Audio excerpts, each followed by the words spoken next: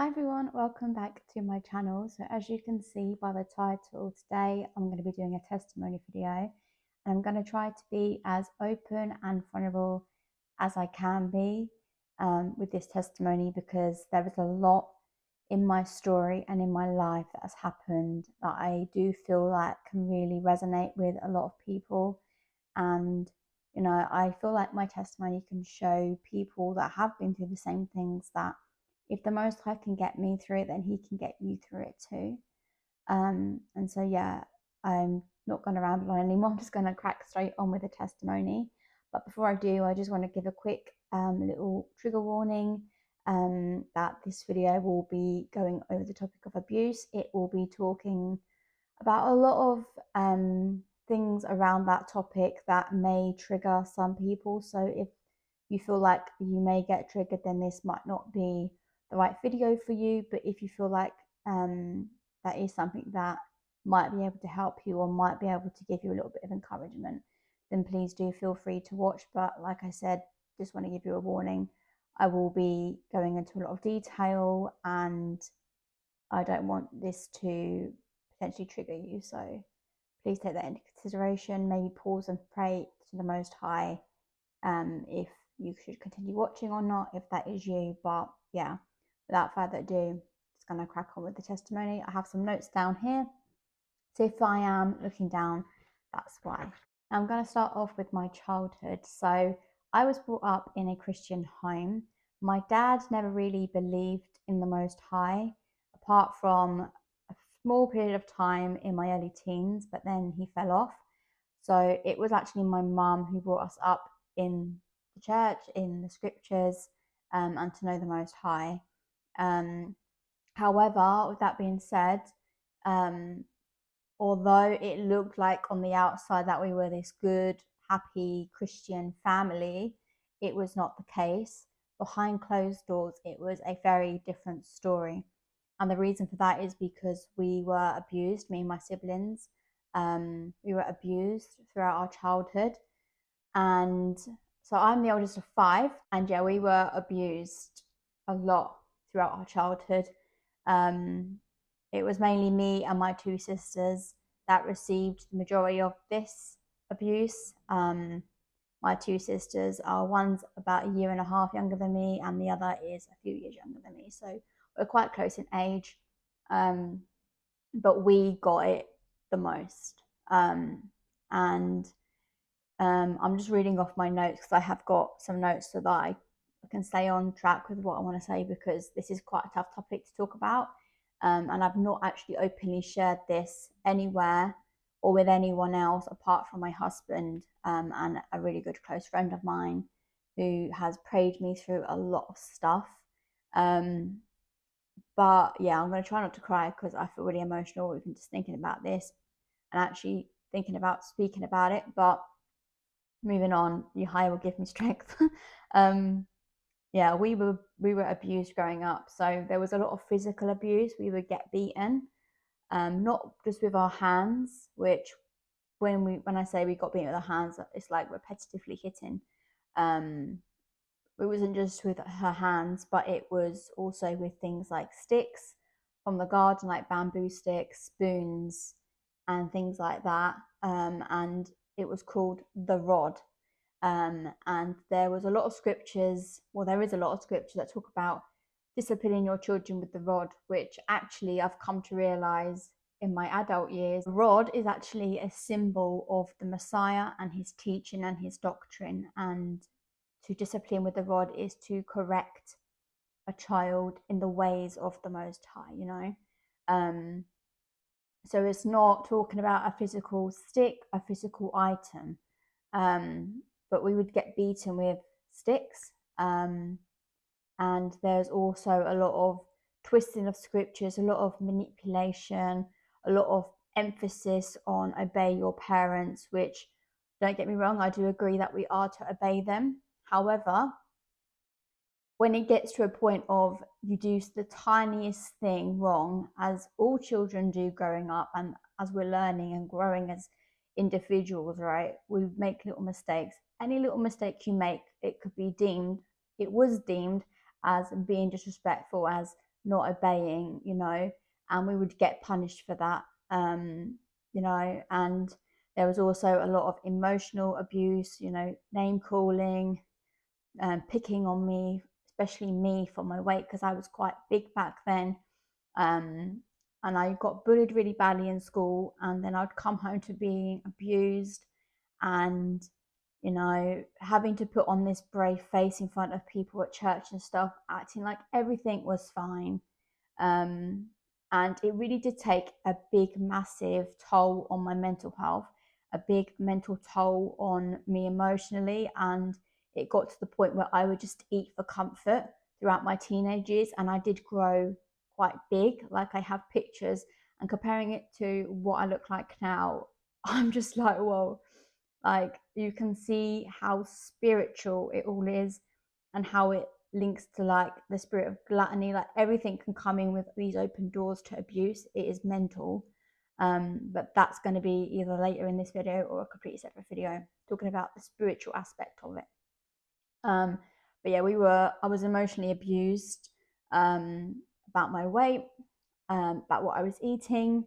Often we would find that my mum would put our siblings against each other, and she'd do this by manipulation mainly, but also, if you know the narcissistic term triangulation, it was basically that, where, say, for example, one sibling goes to her and says, so and so said this, so and so did that.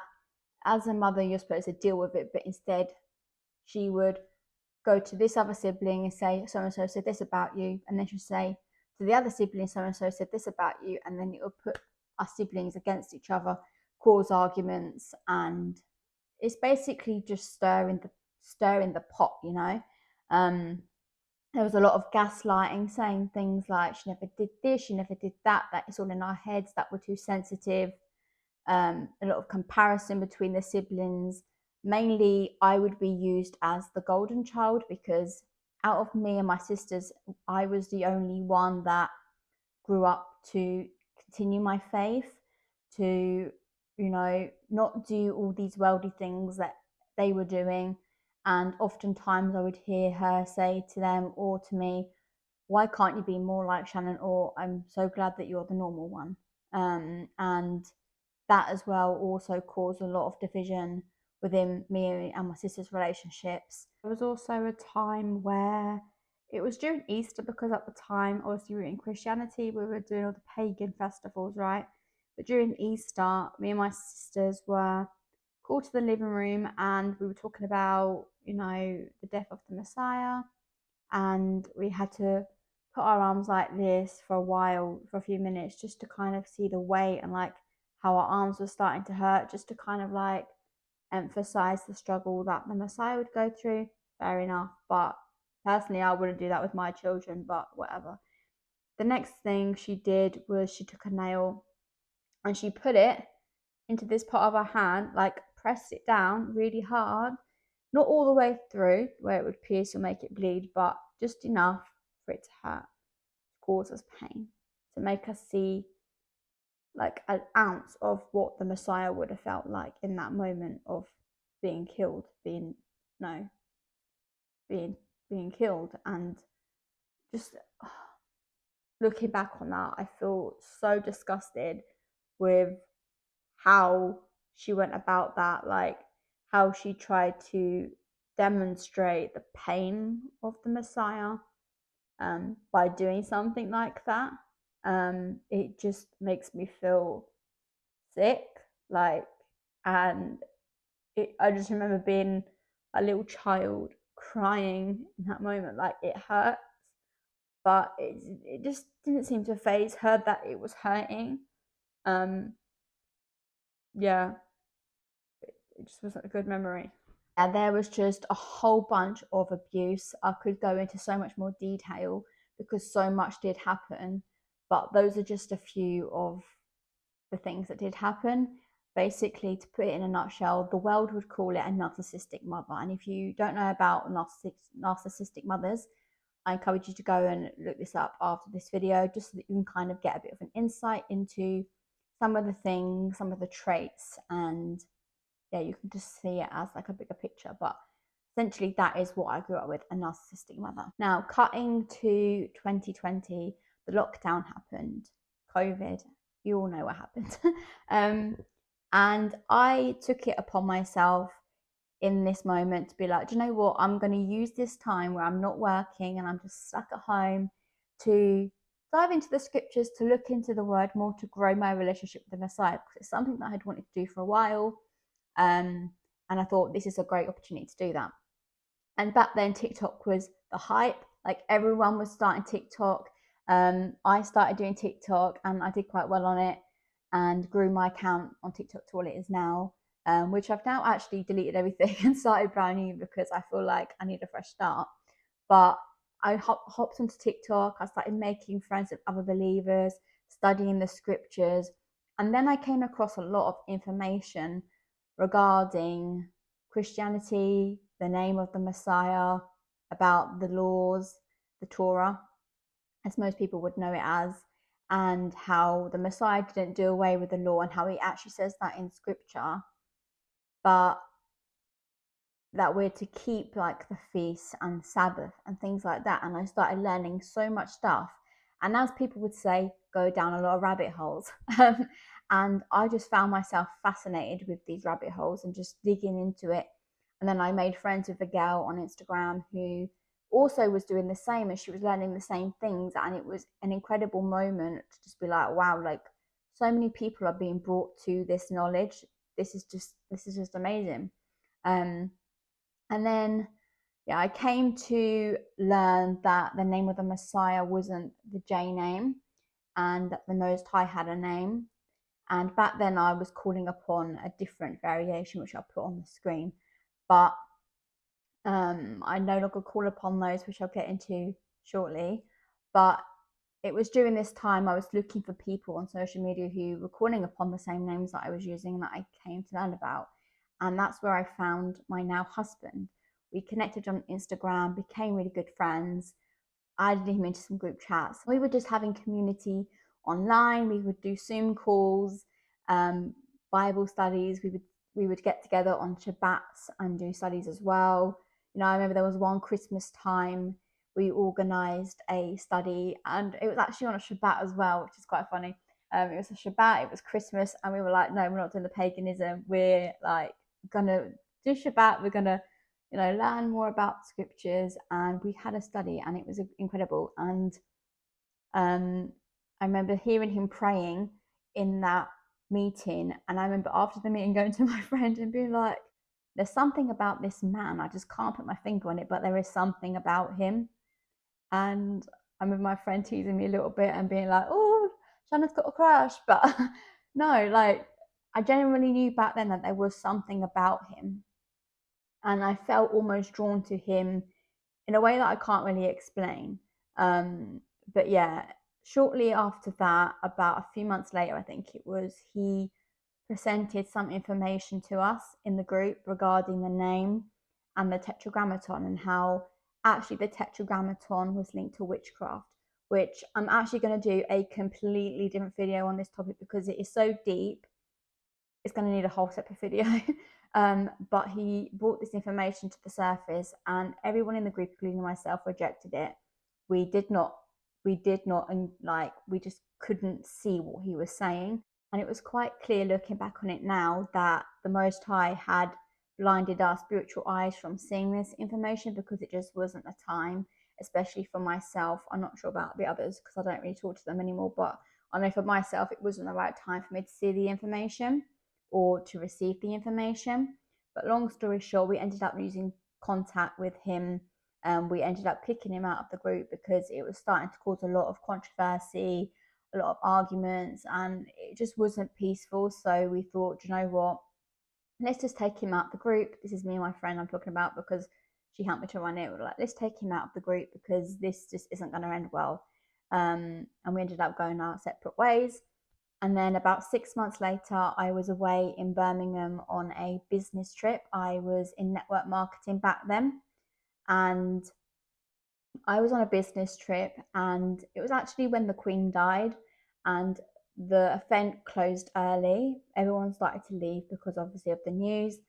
So I went back to my hotel room, and it was in that moment that I go on Instagram and I see he messaged me, and he says something along the lines of like, "You've always been someone that I'm drawn to, like you're a virtuous woman," those sorts of things. And I remember sitting there thinking, like, where's this all coming from? Like, this is so random.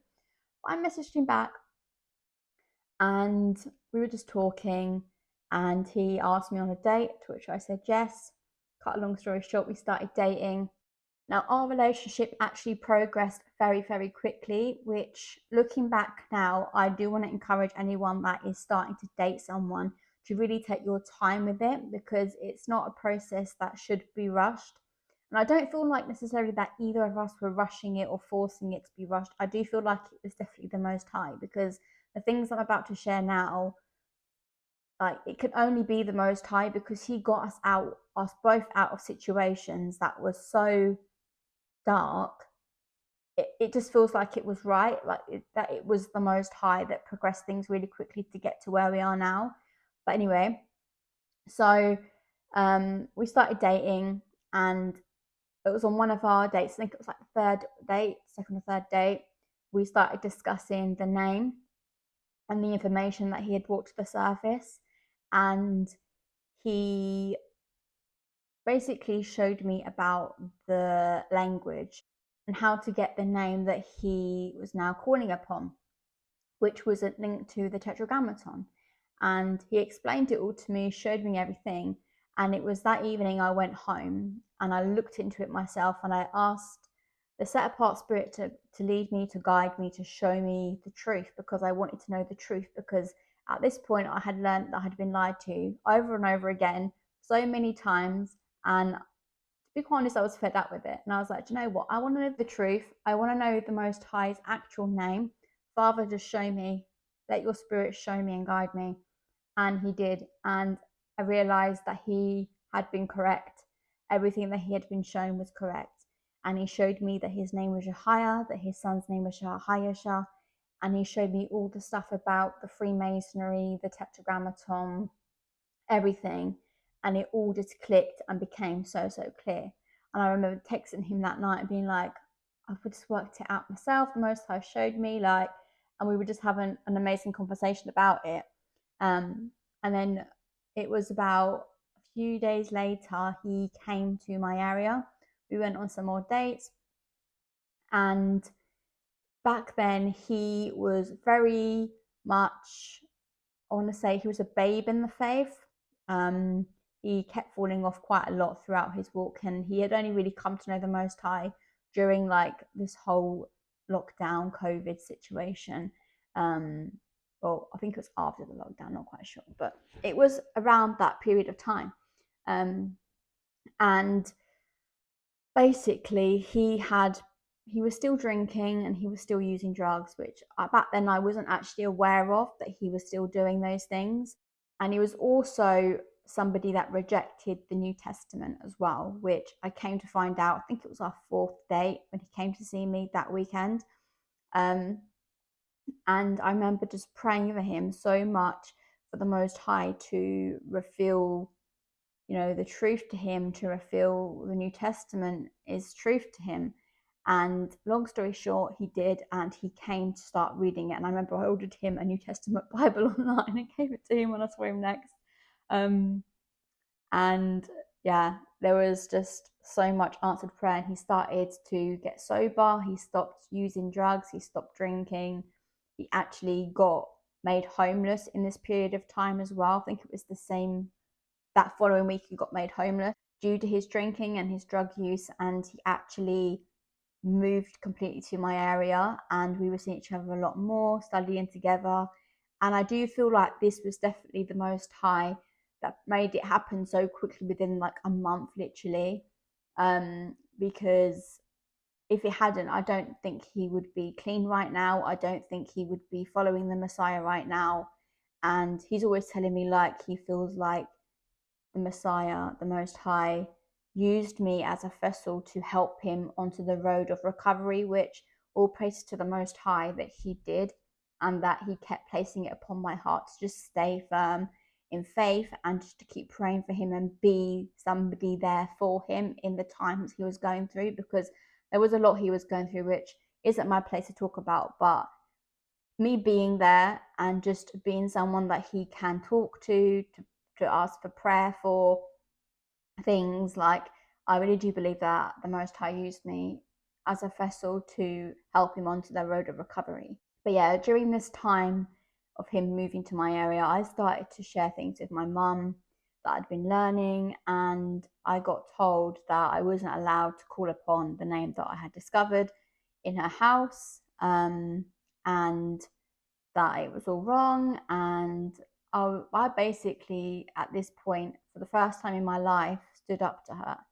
And, you know, as scriptures say, in Ephesians, I think it is, to obey your parents in the Most High.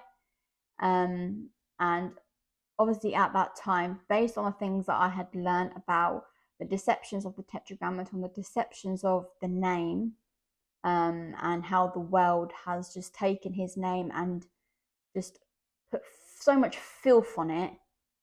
Like, in my eyes, I was like, well, if she's not calling upon the right name, she's calling upon this blasphemous name, is she really walking in the Most High?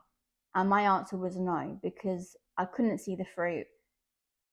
Like, there's just so much I could go into, but I just couldn't basically see the fruit. And I felt it placed upon me to actually stand firm in my faith, to stand firm in what I had learned.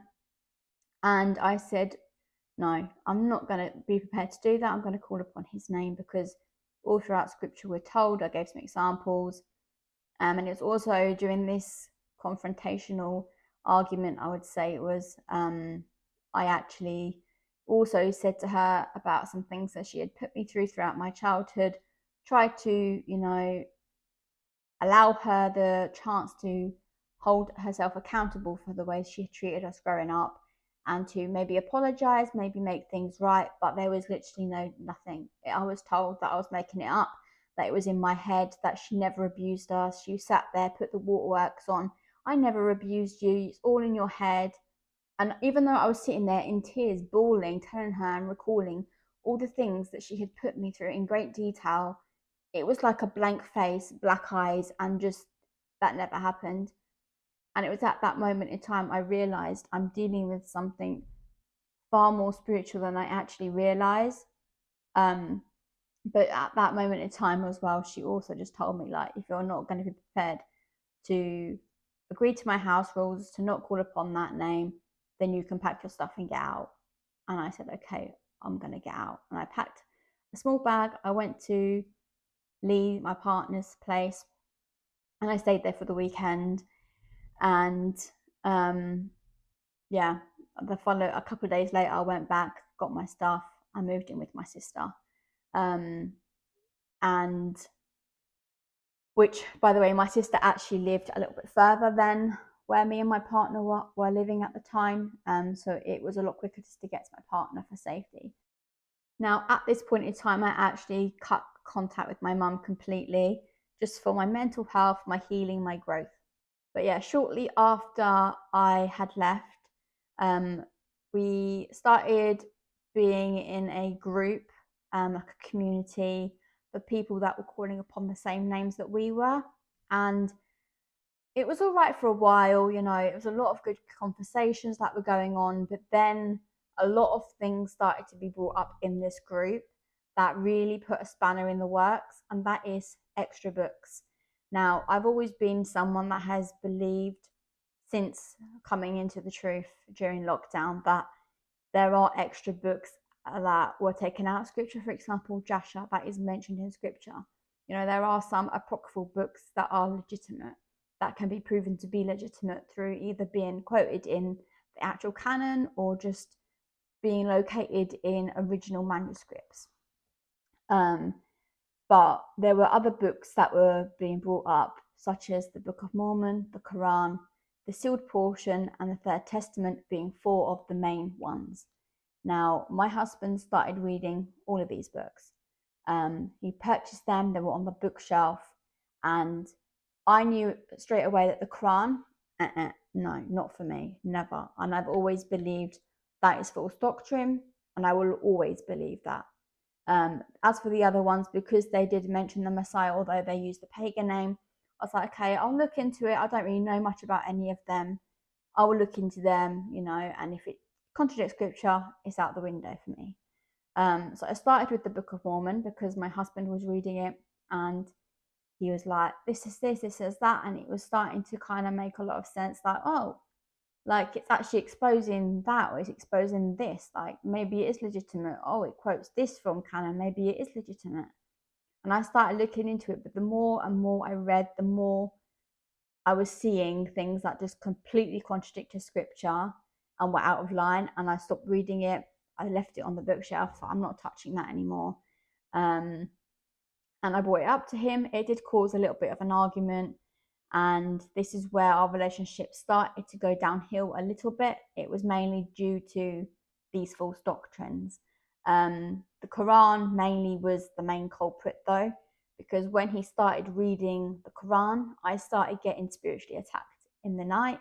I was getting incubus attacks. I was getting really bad anxiety attacks, panic attacks, which I've never experienced any of these three things before in my life. So I know that it definitely came from the Quran. But I was getting these mad attacks, and I could start to see my husband's eyes change. I could start to see his behavior change, not just in him, but in all the men in the group it was mainly the men that were reading these books. All the men in this group, I could sense a lot of pride. They were thinking they knew better, and some of these other books like the Sealed Portion talk about how Muhammad is a prophet, how Buddha is a prophet, all these different things that just completely contradict the canon, that completely they just reject the Messiah's doctrine, to be honest, if you think about it, because it goes completely against it. But my husband just couldn't see it. He had his eyes spiritually blinded by it. And I was just crying a lot all the time, just praying for him, asking the Most High to reveal the truth to him, to take this blindness off his eyes. And during this time as well, we were also under a false doctrine that sex was marriage. So we were being sexually immoral, which we didn't realize we were doing. We kind of just saw throughout scripture that marriage isn't really expanded on much. I mean, you see in the New Testament about the wedding of Cana, but apart from that, there's not really anything. And all throughout scripture, you see meals being a sign of a covenant being established anyway. So in our eyes, it was kind of like, oh, like that's just like, a meal to say these two people have become one, which when you look at our story and how it progressed, it did align very much with how you see it written in the scriptures, as in, the man meets the family, they have a meal, then they become one flesh. There wasn't really any mentions of, an actual ceremony or an exchanging of rings or anything like that. So we took it as sex is marriage, which maybe I could do another topic on this in like another video if somebody is interested in that or wants to learn more about it. But yeah, we were basically under that doctrine. But yeah, back to the book. So these books were just causing a lot of division between us, and it did allow a lot of spirits to manifest, mainly onto him, but also onto me. And we were just at odds against each other a lot of the time, arguing a lot of the time, having like the arguments. They were wild, like they were really, really bad. I was also going through a lot of stuff. That was just, it was so difficult. So from these books and, having these books and these doors open in our household, a lot started to go wrong. So we had an allotment, and I kid you not, every time I planted stuff and it started to grow, it would either get eaten by bugs, worms, like slugs, snails, or the wind. We would have really bad wind and it would blow my greenhouse and my polytunnel apart and completely break them. I remember there was one time I literally had to run down the allotment path collecting bits of my greenhouse because it had blown, and it actually knocked someone's structure down in their allotment, and I felt so bad. I had to try to fix it, but it got that bad. We also had chickens, rabbits, and we lost some rabbits to death. We lost some chickens to death. We lost one of my rabbits was pregnant. We were breeding her with a male, and all her babies passed away early. She gave birth early. I got there quite early to, do the routine, and all the babies had passed away, and it was horrific. I was completely broken, and it wasn't a very nice thing to experience. I started feeling very traumatized from everything that was going on, death after death after death, like back to back. It was literally one after the other. Like every single week, it felt like something had died, or like, I'm getting emotional because my animals meant so much to me. They were like my children, literally. But like one day, my two Morans got killed by a fox. Then and their actual heads and that were all left behind, which thankfully I didn't see their heads. My husband removed them before I got there, but I saw the feathers everywhere. My other two chickens that I had at the time were just crying out for them, and like you could tell that they were traumatized. So I was trying to comfort them in the moment, and then one of my rabbits ran away, and I'm pretty sure he got eaten by a fox, because I actually had a vision of him getting eaten by a fox, which, if you don't know me very well, I actually have the prophetic gifting of dreams, visions. I see things before they happen, or I see things how they've happened, through a dream or through a vision. But anyway, so yeah, my rabbit ran away, got eaten, whatever. And then my other rabbit lost her babies, and then my other chicken died. She got really sick, just out of the blue, completely fine one day. The next, she was just downhill, and then like a week later, she passed away. It was a lot to go through. On top of this, I was experiencing miscarriage after miscarriage, back to back as well. Every other month, I was having a miscarriage. There was one time I got a positive pregnancy test, and I was over the moon, because all I've wanted in life is to be a mum. And then literally like a couple of days later, I'm just bleeding heavy everywhere, like out of my clothes, all over the bed, like. And I had to keep changing my clothes so many times that day. And I remember I went to the hospital. I called 111, and they said, you need to get to the hospital right away. I came to the hospital, and I told them, like, this is the positive pregnancy test. I had a picture on my phone of it. Now I'm bleeding. They made me do like urine tests, pregnancy tests, all other things, and they said basically you wasn't pregnant. They tried to fob me off, even though I had proof that I was. But yeah, I was having miscarriages. And me and my partner's relationship was just getting quite toxic. There's still a lot of arguments, still a lot of, it was just chaotic. It was chaotic. And looking back on it now, I can see how it was all spiritual 100%. And I was always crying, always going to my allotment just in tears, praying with friends on the phone or through text, fasting together, and just praying for the Most High to bring me through stuff, because I felt like I couldn't go on anymore. I was feeling suicidal. It was really difficult. And I then got in touch with my mum again, because things were just getting too much for me, and I didn't feel like I could continue my relationship, to be honest, at that point in time, because it was just getting so toxic with all these books and the doors that it was opening to everything. I felt like I couldn't do it anymore. And so I've got back in contact with my mum. I went around her house and we reconciled, but I can still tell that things weren't right. She still hadn't changed. I didn't see any change. She was still gossiping, still doing all the things that she did before, and I just didn't feel good. So it wasn't long after that I cut contact with her again, which I thought would be the last time I would have to do it, but it wasn't. Which I'll get into later in the video. But yeah, my husband then came across a passage in Deuteronomy 28, which talks about the curses of disobedience, which I'm going to read a few things I've highlighted throughout this chapter which resonated with us and our circumstances. But it was, first one is that the Most High will send on you curses, confusion, and frustration in all that you undertake to do. There was also that he will strike you with madness and blindness and confusion in mind. You shall grope at noonday as the blind grope in darkness, but you shall not prosper in your ways. About how you will plant a vineyard, but you will not enjoy its fruit. Your ox shall be slaughtered before your eyes. You shall not eat any of it. You shall carry much seed into the field and shall gather in little, for the locust shall consume it. You shall plant vineyards and dress them, but you shall neither drink of the wine nor gather the grapes, for the worm shall eat them. Cursed shall you be in the city, and cursed shall you be in the field.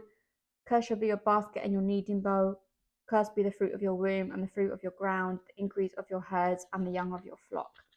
Those are just a few of the things that were standing out to me from that passage in that moment in time. And all praise to the Most High. It was, I think, around this moment that things just clicked.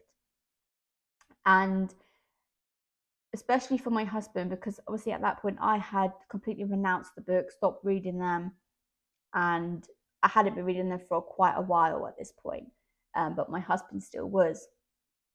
And thankfully, all praise to the Most High, he renounced them, he threw them away, he came to the truth of what actually they were, which is a deception. And like, my prayers were just starting to be answered. And it was also during this time we came to learn that we were living in sin and that we weren't actually married. We came to learn that sex being marriage is a false doctrine. So we abstained from it. We stopped having sex and just decided to start fresh, to devote our lives to the Most High and just to get right. And we started to do that. We started to see some blessings coming in. And we actually had the opportunity come up to go to Portugal a few months later. And it was during the Feast of Trumpets that I actually got proposed to, which I accepted. And we got married very quickly. We wanted to do things, as scripture says, decently and in order, and get the house in order. We knew that we were it for each other. We knew that although we had these struggles, that it was all spiritual and that we were meant to be. The enemy just didn't like two individuals who were, seeking the Most High and, doing what he's called them to do. But yeah, we ended up setting up everything we had at the allotment. We sold the chickens that we had left. We sold the rabbits that we had left. We gave away a lot of our produce, a lot of our materials on our allotment, or sold it. And we just packed up and we decided to go down south of the UK for a few weeks to help a lady out down there, which that experience was not what we thought it was going to be. But we went anyway. We ended up getting married down in that area, which is somewhere that we really enjoy going to visit, and we thought it would just be perfect to get married down there. So we had a small wedding. At this point, we were back in contact with my parents. Lee actually reached out to them to get the blessing, and just to let them know that we were going to get married. And we, out of respect of honoring our parents, invited them to the wedding. And your children will only get married once, and we thought we could give them that, that honor to be able to be there, then we're doing the right thing. So we invited them to the wedding, and we tried to have communication with them again. But I could just see that things still had not changed. And, my family were very much against him, very much just gossiping and lying and making things up about him that were not true. And just, it was a lot to deal with. And I just felt like nobody in my family was actually happy for me. None of people in my family were actually willing to hear him out, willing to forgive him for things that he had said and done. towards me during the period of time where we were experiencing these things, and I had gone to my family and told them some things, out of the heat of the moment. And they were holding those things against him, where, and I was just thinking, like, especially for my mum, who is a believer, like, you're supposed to forgive, but she's just holding on to grudges and not forgiving, choosing not to forgive. And it just didn't feel right in my spirit, but I still kept going. I still allowed her to come to the wedding out of respect for her. And even the wedding day, I feel like she just tried to make it about her. My little sister turned up in a bridesmaid dress, which I did not agree for her to be a bridesmaid. I did not even want a bridesmaid. It was a small wedding with literally just my mum and my partner's mum as witnesses. So I didn't even really need a bridesmaid, but she let her come as one anyway. And then there was her trying to do a speech, which we didn't want any speeches from other people at the wedding. I personally find it quite embarrassing when people are doing speeches. And if anyone's going to do a speech, then it would be my husband. And yeah, I know that my husband wouldn't say anything that would embarrass me, but I just didn't trust my family to say stuff without embarrassing me or do speeches, because that's just the kind of family that they are. But I just didn't feel comfortable with speeches, and she was trying to do one. I said no. My husband ended up telling her, no, we're not doing speeches. I've also come to realize quite recently that it was the complete same with my sister's wedding, which I didn't end up going to at the time, which I'm not going to go into. But yeah, apparently it was the exact same at her wedding. Also, my mum turned up crying, saying stuff, making stuff up about my dad. Like, she basically just tried to make the day about her. And it just, it didn't feel right. It didn't feel right after the wedding had ended. I was just thinking, like, I don't feel like this is a good relationship. But in the back of my mind, I feel like it was from all the abuse and trauma that I got put through throughout my life. But I kept feeling like, just have to respect and honour your mum, just have to respect and honour your mum. But with the way that she was treating and provoking me, looking back, I should have just like cut contact good then and there, but I didn't. I kept allowing the door of communication to be open. My husband then started telling me things like, I think your mum's got a Jezebelic spirit, and things like that. And we just started arguing again, because out of trauma and out of defense and like wanted to protect myself, I just wouldn't hear it, and I was defending her, when really I've been called to be joined with my spouse, but I was not doing that. I was willingly allowing myself to stay connected to the family, when really that should have been like, no, you're now one flesh, you're now one separate household. You need to do things separately and away from your family. But in my mind, I'm so used to being trauma bonded to having to do everything within the family line that it was like scary to even detach myself from it in the first place. But yeah, we started having a lot of arguments, but we went to Portugal anyway, and things were great to start off with. It was a beautiful place. We were staying in the countryside, which, if you haven't been to the Portuguese countryside, highly recommend. It's absolutely beautiful. The little towns, it really does feel like more of Portugal than it does in like Lisbon or the main cities. So I highly recommend it if you are going to Portugal or looking to go to Portugal, to definitely go and visit a little countryside town. But yeah, we having a great time traveling around, doing what we were doing, working on the farm, learning the trade as well. But then we started to have a lot of arguments regarding the same topic, and I started to see spirits manifest onto myself, manifest onto him.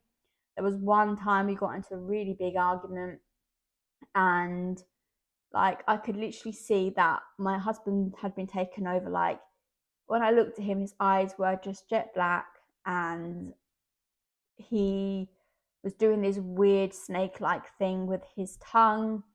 I was like screaming. Now, I've never screamed like this in my life, but it was like imagine a horror movie scream. Like it was like that. And it was definitely 100% spirits manifesting upon us both. There was also a dream that I had whilst in Portugal. And it was to do with a snake that basically tried to attack me. Now, I will be doing a video in length about this dream in particular, because the things that I found out about it and what it links to and how it actually links to my lineage is crazy. But I want to do a whole separate video on my lineage, and what I've discovered about it, because it actually does link to one of the tribes of Israel, which just I'm absolutely like flabbergasted about that. But yeah, I will do a separate video on that. But yeah, I did have a dream about a snake basically that tried to attack me, and I was strangling the life out of it. And at first, I thought it was about my husband, because my husband was in the dream. Um, and we were having all these arguments at this time. And it was after this dream that that big argument that I just mentioned happened, where things were manifesting. And long story short, we ended up like separating that day. And I ended up flying back to the UK a couple of days later, and staying with my mum. And when I got back to the UK and I got to my mum's house, it was quite late at night, but I remember just getting in the house and just my whole, I just felt like this massive drop in my spirit, like weight. And this is so hard to talk about. But I just felt like in that moment, like, crap, I've made a mistake. I shouldn't be here. And at this point, my husband had blocked me on everything. And I felt like I was on my own. So I was staying in the dining room on like a little airbed, and spending most days crying, praying, seeking the Most High, and just praying like, Father, I have made a huge mistake. I made a huge mistake. And the more I stayed there, the longer I stayed there, the more things I was hearing. And my mum was actually admitting out of her mouth how she had prayed for our separation, how she had prayed specific things against us. And I realized, like, crap, this stuff is real. This spiritual war is real. Like, when somebody is calling upon a name that links to Baal, those prayers aren't prayers to the Most High, they're prayers to the deity that is behind the name that you're calling upon. It's basically witchcraft, which, again, the whole video that I'm going to do on the Tetragrammaton will explain everything and back it all up with scripture, but it is basically witchcraft. Once you know, there's no going back. So my mum had been praying these prayers of witchcraft against our life, praying for our separation, praying for my womb to be closed, which I know she does this because she's actually willingly asked me before in the past to pray for my sister's womb to be closed so that she can't have any more children. And I just had a big moment where I was like, crap. And then the Most High led me to this amazing couple on Instagram who do call upon the Tetragrammaton. However, their videos on marriage and scripture are just so, the doctrine is just, it is honestly so good. So I allowed the name to just fly past me just so that I can get the information. And they made a post about narcissism, and I started looking into the verses, and the Most High started to show me that what I was dealing with was spiritual, that it was narcissism, which I had been told it was narcissism, not only in my marriage, but in my relationship with my mum. Both sides were narcissism.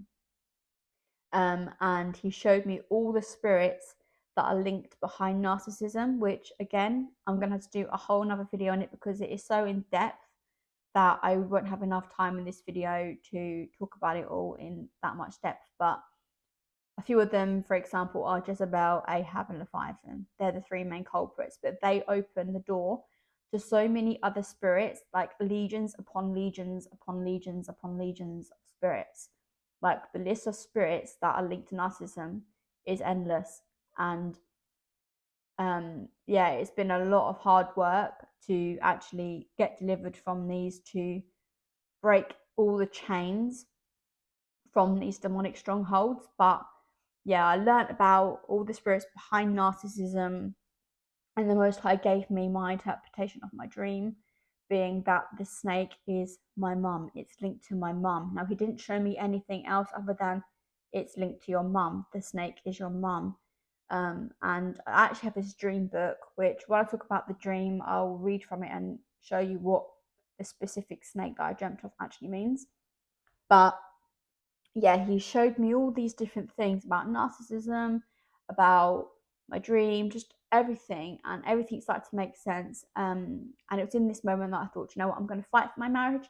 I might be blocked, but it's not the end. So I started intense praying for my marriage every day, every night. Like from the moment I got up, I would go for walks and I would pray walk the neighborhood. I'd sit in the park and just cry and pray. Like I would sit up until like 1, 2 a.m. just praying.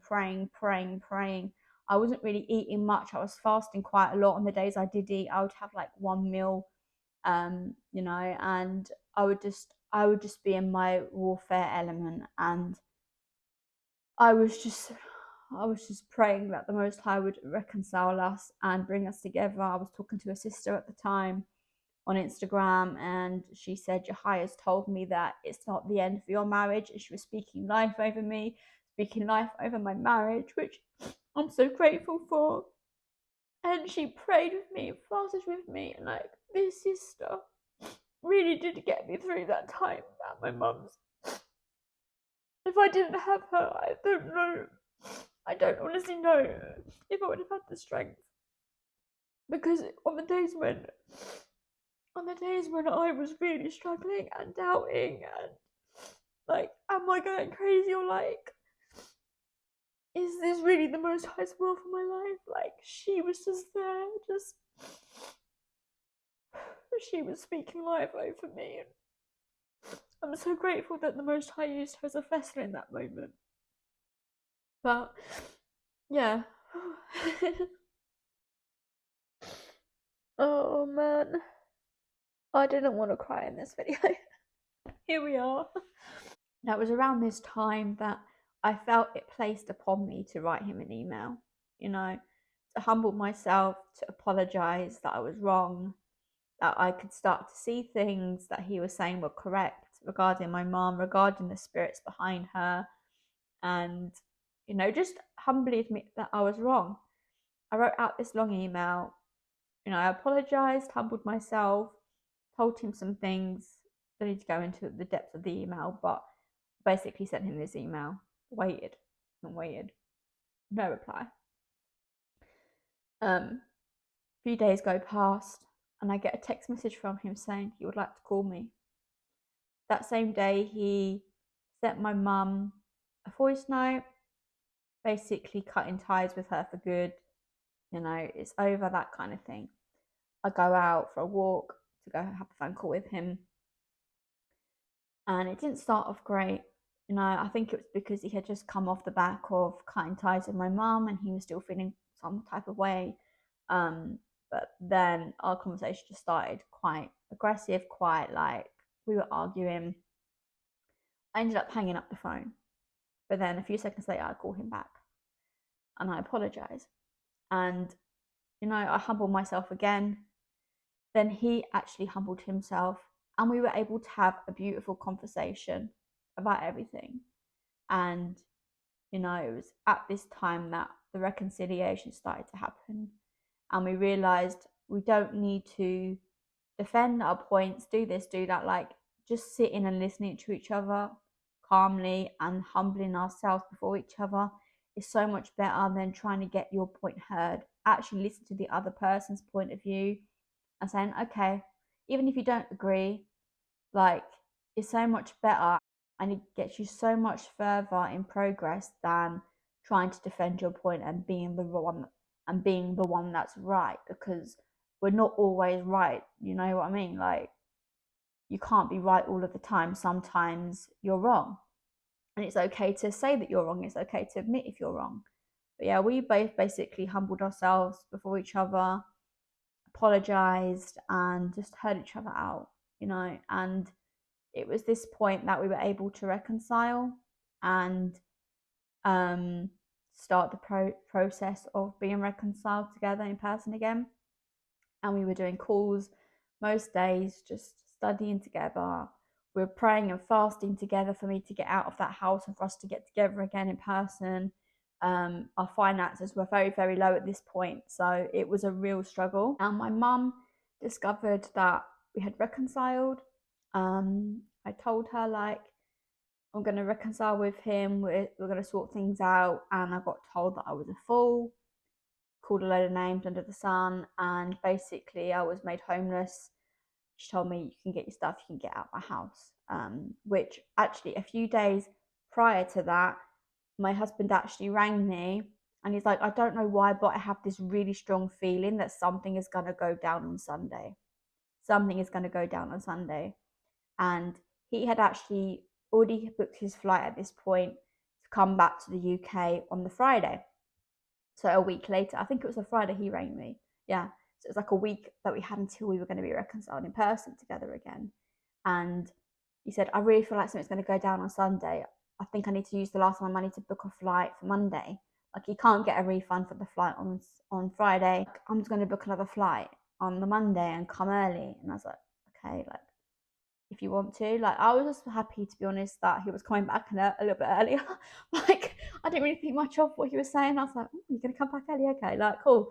We get to see you sooner. But like, yeah. And then I remember that Sunday I got up and I went out. I walked about an hour and a half to go and collect something from someone. They were giving away like a free bag.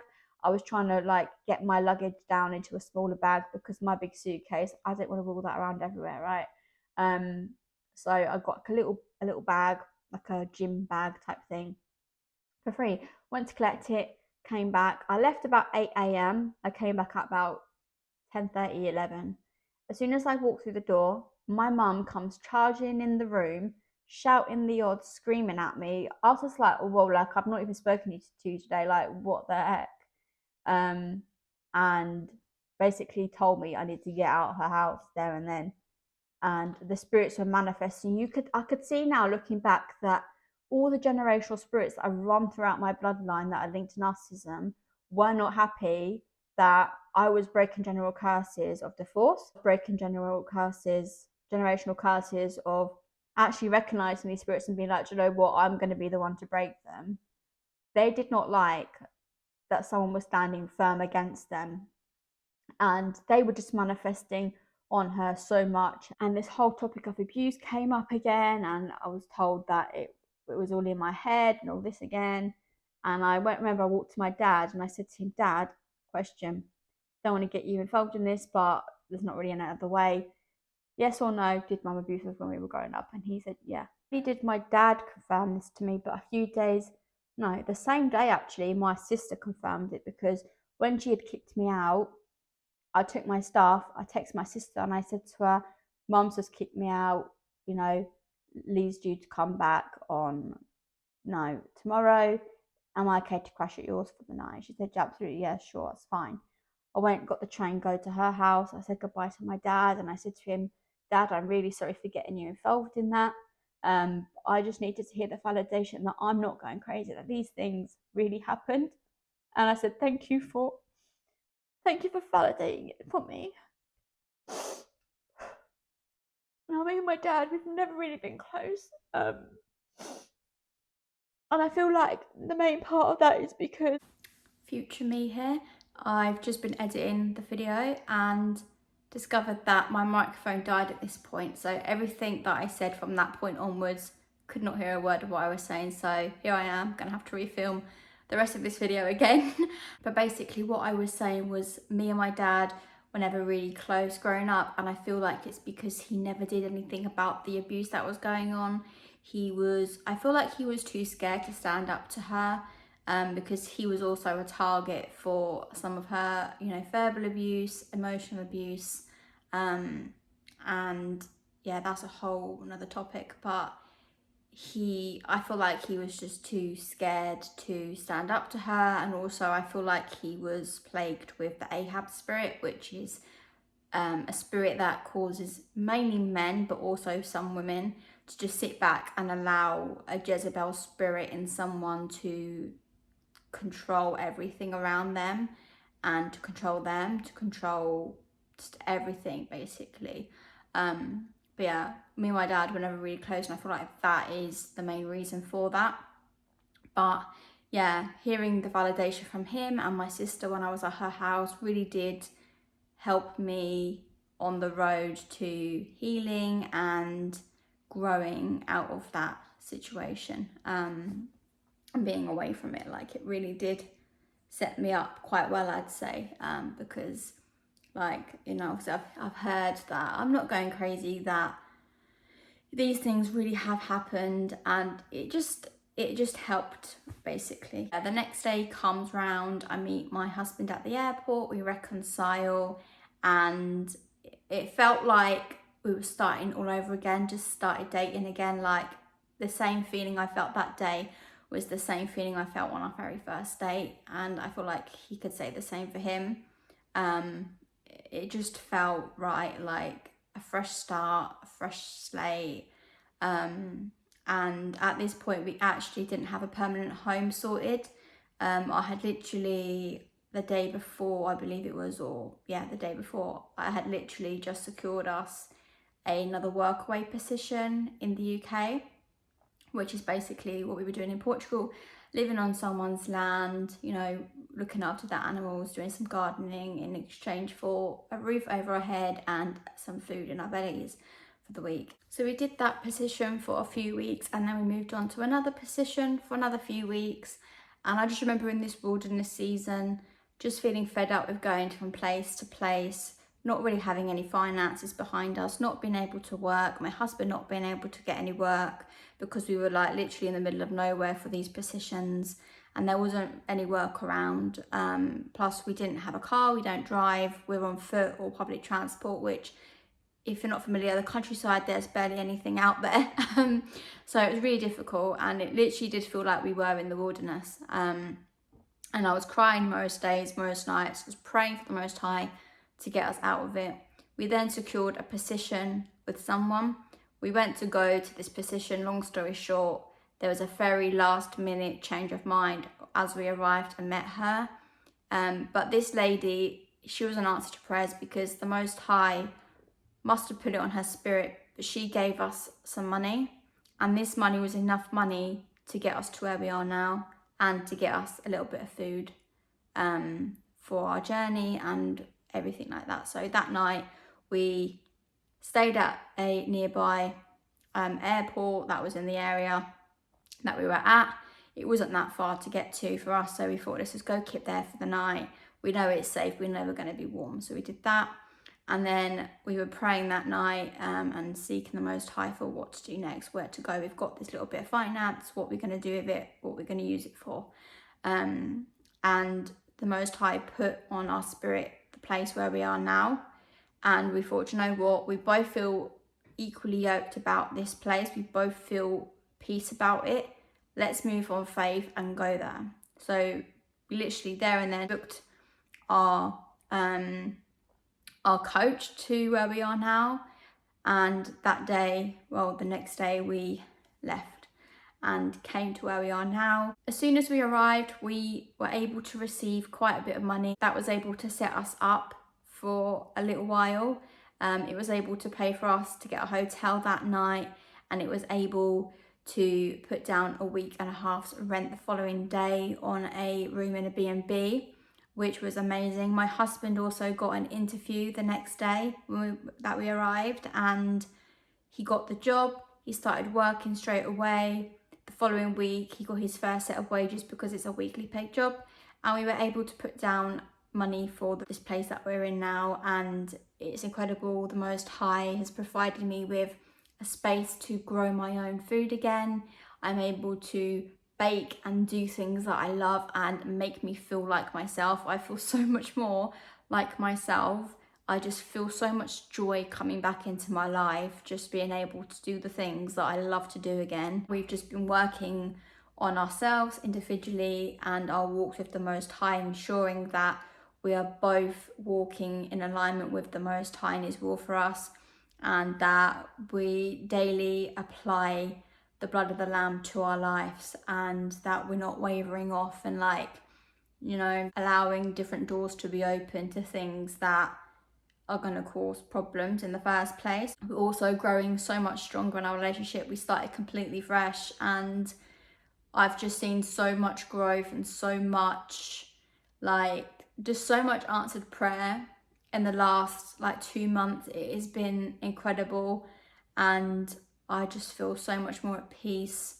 Don't get me wrong, there have been some challenges along the way. I've noticed that this spiritual war is so real, unlike even when I've completely come away and I've cut ties with literally all of my family now, because it's not healthy for me to have a relationship with a dad who would allow the abuse and doesn't do anything, and clearly is struggling with other principalities himself, and then having siblings that are all into gossiping and spreading rumours and telling lies about me, telling lies about my husband, and just a whole can of worms. But I've had to literally cut them all off, which has been really, really difficult, especially seeing that I can't have communication anymore with my youngest sister, who is only 8, and also, I can't have communication with my nieces or my nephew, who I absolutely love so much. That, for me, probably the hardest part is the little ones, because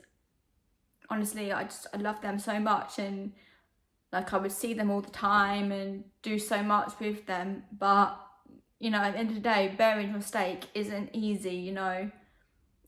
Following the Messiah isn't easy.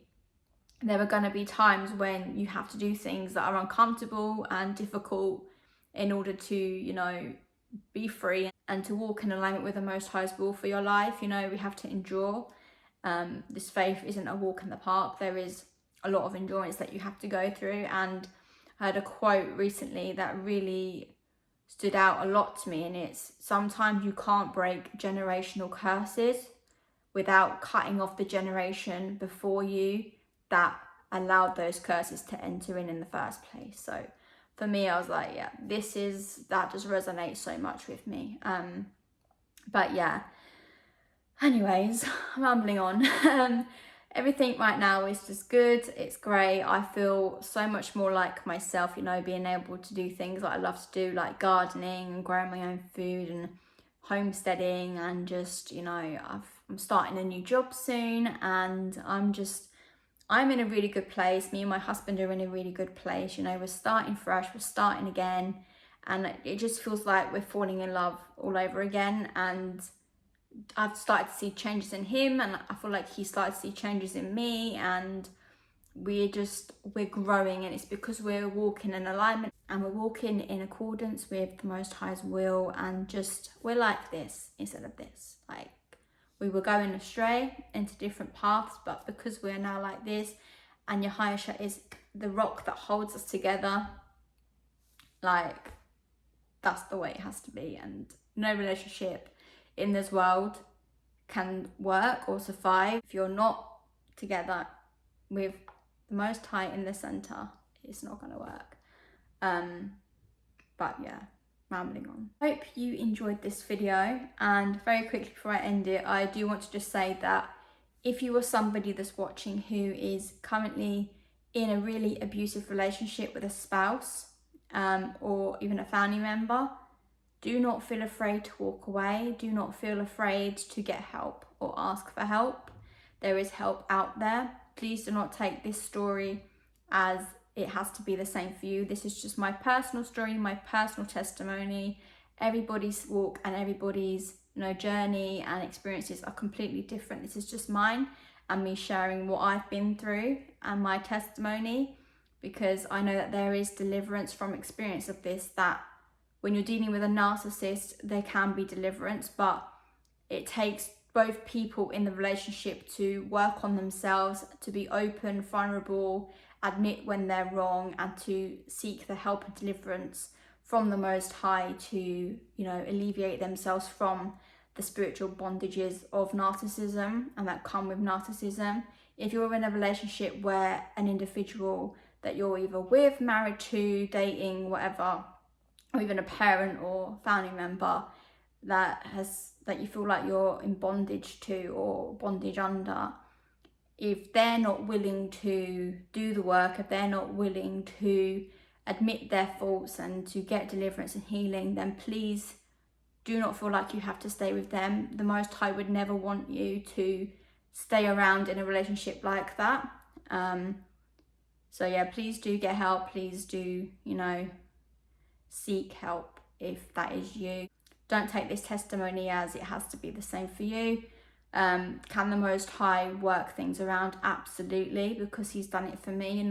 Prayer does change things, and I do encourage you to keep praying if you do believe that the person that you're with is the one, because the Most High can make changes, but also just remember to keep yourself safe.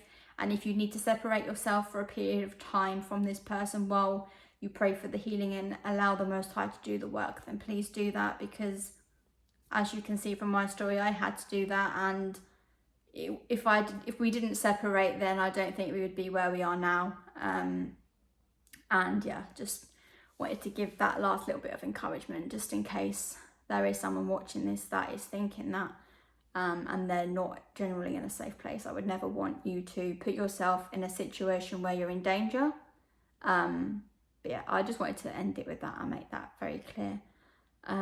Because I would hate for anyone to put themselves in danger or misinterpret my testimony as me saying that it's advice that you have to do that. It's not, it's just my personal story. But yeah, anyways, enough rambling. I hope you all enjoyed this video, that it could be of some encouragement.